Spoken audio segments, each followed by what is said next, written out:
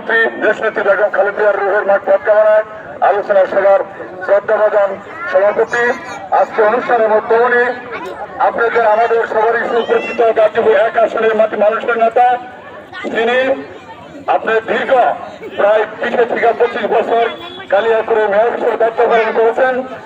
দুইবার উনিকে মেয়র নির্বাচনে ওনাকে এলাকায় যেতে দেয় নাই।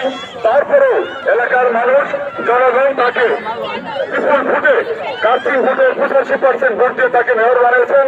আমি আপনাদের কাছে অনুরোধ করতে চাই, গ্রুপের মধ্যে থেকে ধর্ম নির্বিশেষে আমাদের প্রান্তীয় নেতা মেয়র মজিবুর রহমানকে দানিশ শীষে 12 তারিখ পর্যন্ত দানিশ শীষে ভোট দিয়ে তাকে পাহারাতে রাখবেন।